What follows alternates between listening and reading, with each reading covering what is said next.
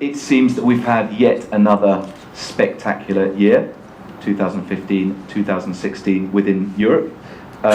We have seen certain record quarters in many consolidated markets with regards to investment volumes. We've seen significant yield compression, therefore major capital growth, and across a lot of markets, significant rental growth. It's not necessarily the case in Spain across all the commercial sectors. And of course, the banks are back with a vengeance, not only financing core properties, also core plus value add. This is very different. So with so much property fever within the market, and with prices that have shifted so significantly over the past 12 to 18 months, many investors are asking us if the party is over. We don't think it is for most markets, and especially for Spain. The property recovery here, as you know, started about 18 months behind other consolidated markets such as London and Paris. Germany is a slightly different story. That started well before. And finally, it's not just investors coming to the country with hope value. There are certain fundamentals, as Alfonso was saying earlier, that support significant investment. We see GDP growth circa 300%, or 3 times the growth of the average Euro bloc. We're seeing net take-up across all property sectors, and we're seeing rental growth in offices and retail and some parts of the logistics sector. So with regards to the global international players investing into Europe, and we'll get onto Spain more specifically in a minute, there's been a significant shift over the past 12 months. So whilst the total volume of 2015 was a record year apart from the 2007 high, 2016 is very strong. We're expecting to close circa 8 to 10% in Europe below 2015, still a very, very healthy year. Spain is slightly different. We're going to see a massive 9% growth in investment volume on last year, which was already a record year. So that's extremely encouraging. We're also very comforted to see that we have a full spectrum. Again, Alfonso said earlier, we have a full spectrum of investors. So 2013, opportunistic value add. We now have opportunistic value add, core plus, sovereign wealth funds looking to come into the country, having certain difficulty, priced out by the SOCIMIs, ultra high net worth individuals. So we have a full spectrum. We have finance.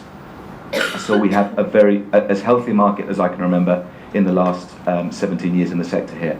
So international capital flow into Europe. Interesting to see. With regards to North America, 43% below last year, significant drop. We believe that in many cases is because of the growth in value and the compression of yields. Many of the American investors are private equity, opportunistic value add funds. They're not finding their returns anymore. They've been priced out by other players. Most of the huge European portfolios that allow them to buy discounts have already sold, so they are having difficulty. So with regards to the Middle East, we've seen a massive drop in investment, 87% below last year, principally because the sovereign wealth funds are having difficulty finding very large and very trophy assets. So again, that's well down. And finally, Asia, 21% down into Europe if we look at last year. This in some cases is because of government resistance to the deployment of capital, and in other cases like Malaysia it's because of currency weakness. So the major players are not investing nearly as much in Europe. Why are we still seeing almost record high investment volumes in Europe? Because of Germany and because of France. So very different in Spain. We've seen an increase of interest from sovereign wealth funds, again sometimes priced out, having difficulty finding the really large assets. There's one in the center of Madrid that we'll see what happens there.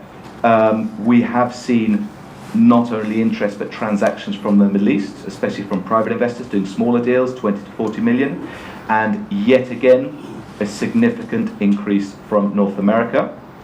Not just in direct transactions, but if we take into account the equity that is behind a lot of the SOCIMIs, PIMCO, Soros. So our investor base is wider and, in my opinion, therefore healthier than the rest of Europe.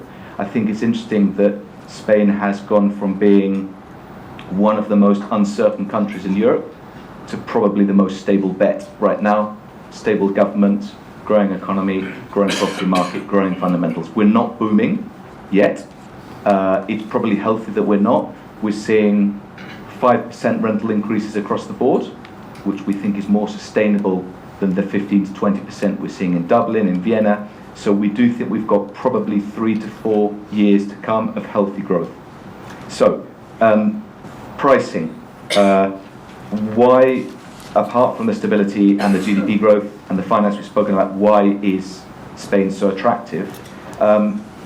This is a comparison of 12 European markets, principal markets. The research is actually based on 15. We've got the 12 major markets.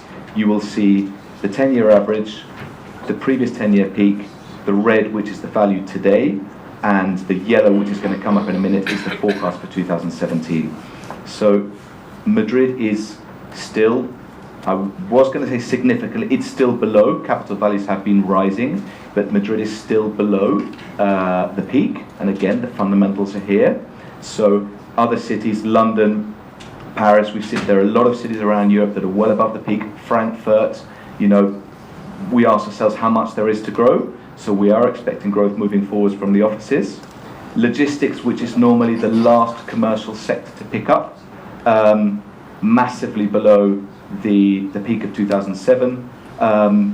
We do see an increase of net take-up. We expect the Madrid market of logistics to close with circa 450,000 square meters of take-up this year. Not a boom year, but getting better. And at the same time, there's an acute lack of grade A supply. So that should lead to an increase in rents and therefore an increase in capital values. Finally, on the comparison of the different European cities, shopping centres, the research we put together in the International Department for Shopping Centres is based on yields, not on capital values, because there's such a huge disparity of rents between any one given shopping centre. You get rents that go from 15 to 60. It's very difficult to look at a capital value. Madrid and other consolidated prime Spanish retail locations, not just Madrid, Barcelona, we're seeing yields prime circa 5%, which is in line with almost every other European market. Moscow is a slightly different story for obvious reasons. However, the NOI of any given shopping centre in Spain fell further than any of these other markets, possibly with the exception of Dublin. And across the board, we saw a reduction of NOI throughout the crisis of circa 40%.